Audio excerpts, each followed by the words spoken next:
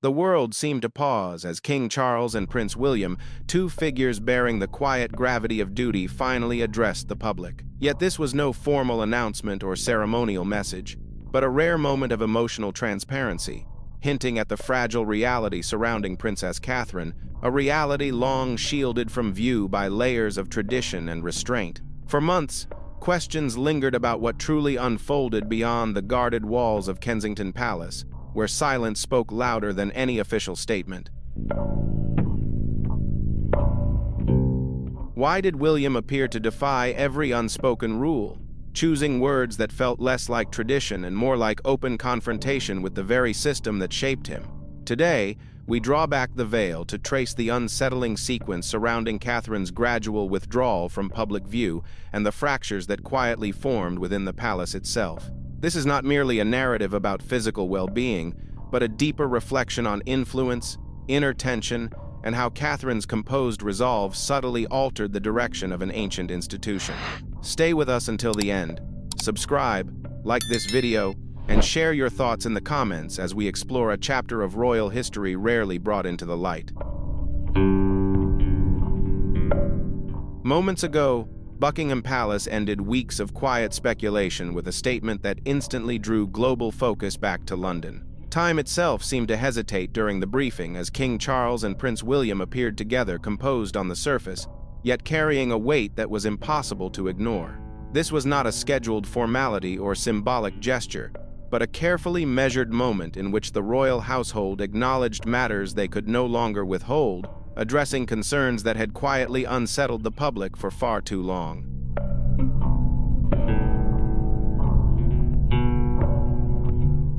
The tone inside the room shifted to one of quiet gravity, absent of spectacle or ritual, marked instead by restraint and genuine consideration for those present. What was shared was concise, yet unmistakably significant.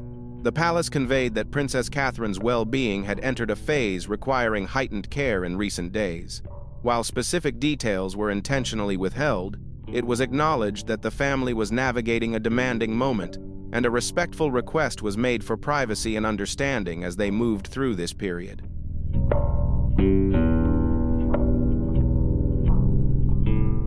King Charles was the first to speak, his tone subdued and reflective, carrying warmth that felt personal rather than ceremonial, a man voicing care not from authority, but from familial bond and quiet devotion to his daughter-in-law.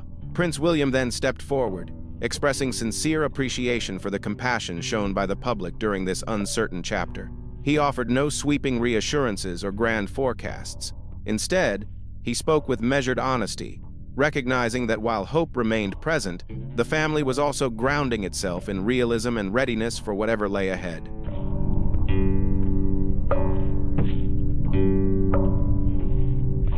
The phrase, "we hope, but we must also prepare," quietly exposed the weight carried by a partner striving to remain steady beneath extraordinary strain.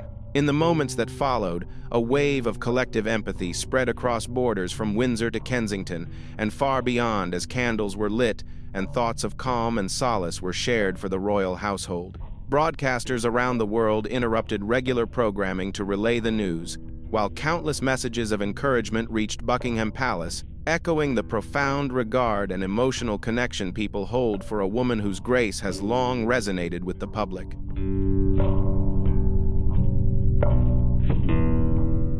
What truly resonated with the public was not merely what was said, but how it was conveyed calm, thoughtful, and free from dramatization. The tone reflected a careful balance between transparency and compassion, honoring Catherine's personal boundaries while gently reminding the world that rank and titles do not erase human fragility. In that quiet exchange, she was seen not only as a figure of tradition, but as an embodiment of inner strength, reflecting the universal need for empathy during life's most delicate moments.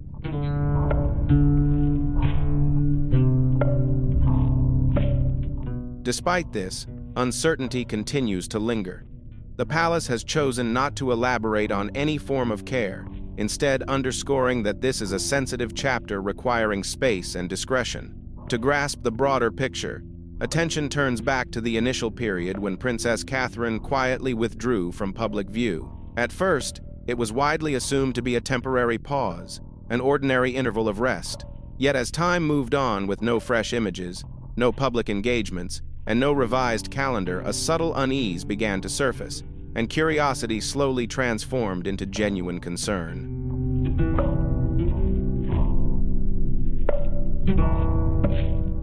The palace later acknowledged that Catherine had received a carefully arranged medical procedure and was now focused on recovery.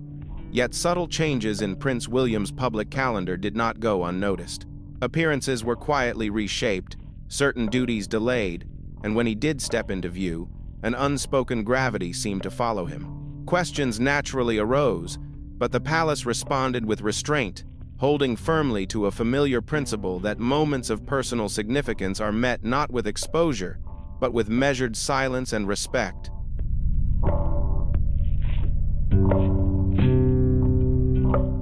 As the quiet period continued, conjecture inevitably emerged, even as trusted media voices reminded audiences to refrain from circulating unconfirmed narratives. They stressed that situations involving personal well-being call for patience, empathy, and restraint.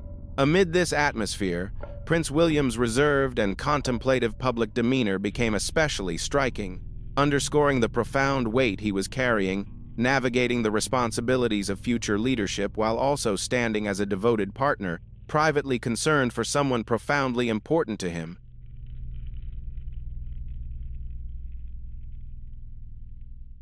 Though his upbringing had long been shaped by duty and expectation, no preparation could truly equip him for a moment like this. That quiet realization reminded many that beyond protocol and pageantry exists a family experiencing uncertainty, deserving empathy, time, and consideration.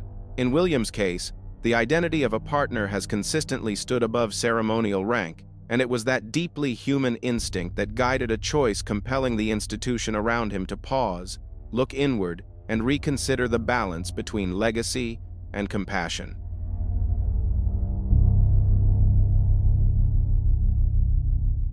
During those initial weeks, he continued to move within the rigid structure of royal responsibility, maintaining composed expressions, attending scheduled engagements, and delivering carefully chosen words intended to steady public sentiment. Yet beyond the quiet threshold of Adelaide Cottage, the weight of personal reality deepened with each passing day. The person who had shared every chapter of his public path was facing increasing fragility, while institutional expectations encouraged restraint, urging him to maintain appearances and proceed as though the private struggle unfolding behind the scenes did not exist.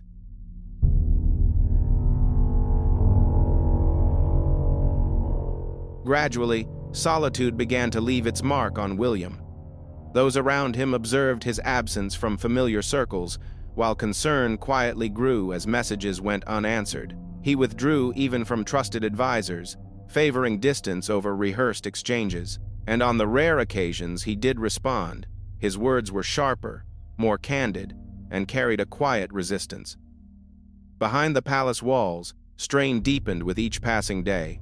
When asked once more to adhere to the customary framework of controlled appearances, William reached a turning point, choosing, for the first time, not to follow the expected path.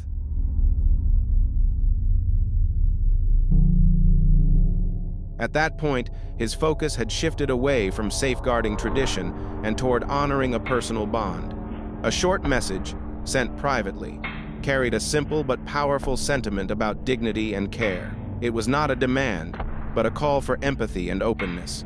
When its existence became widely discussed, reactions spread rapidly across media platforms. Yet William did not retreat. Rather than rejecting his stance, many began to reflect on whether communication had been too tightly managed and whether prolonged restraint had kept essential understanding out of reach for far too long.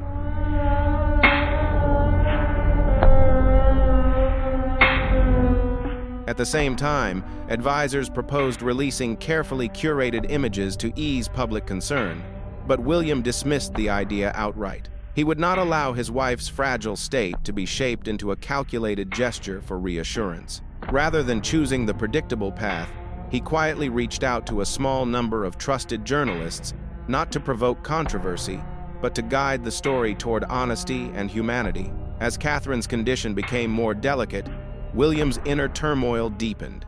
He noticed the changes himself, her voice growing softer, her eyes losing their familiar light, her strength fading as though slowly weighed down by something unseen.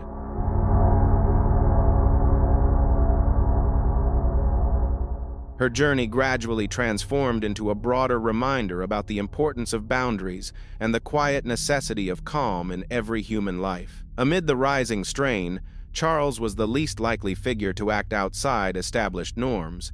Known for restraint and adherence to tradition, his perspective shifted the moment he stood beside Catherine in a private, vulnerable setting. Witnessing her fragility, her uncertainty, and her composed resilience left a lasting impact.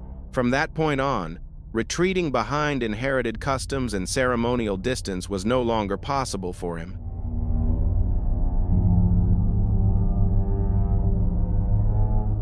Charles left the room with a look shaped by deep reflection.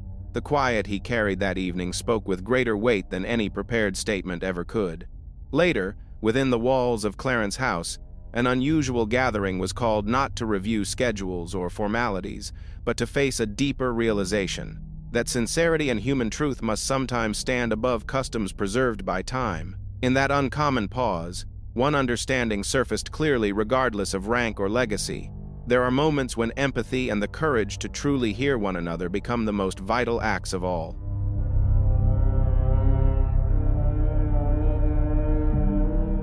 The decisions made by those involved extended beyond duty, serving as a reminder that authenticity and understanding can quietly reshape even the most established structures. The meeting space filled quickly with senior advisors, close aides, and Camilla herself. What was typically a controlled and ceremonial setting shifted abruptly when Charles, long associated with restraint and balance, struck the table to command attention. The room fell into stillness. With steady resolve, he stated that continued concealment no longer served a purpose, and that the public had a right to be aware of the private struggle unfolding within the family, not as spectacle, but as shared human reality.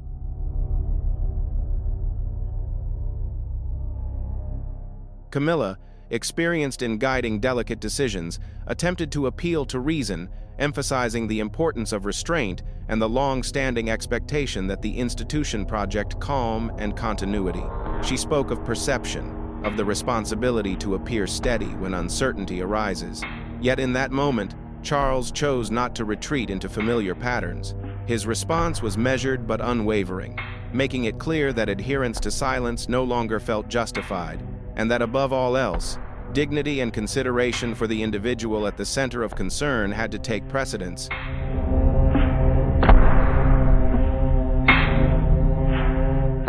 His statement brought the discussion to a sudden standstill. It marked one of the few instances in his leadership where personal feeling clearly surpassed inherited custom. Those present exchanged quiet glances, aware that they were observing a shift, a departure from the measured, predictable figure they had long known. This was not a strategic move or a calculated gesture, but an unfiltered display of humanity, something beyond the reach of planning or presentation. In that instant, an unseen boundary quietly emerged within the palace itself.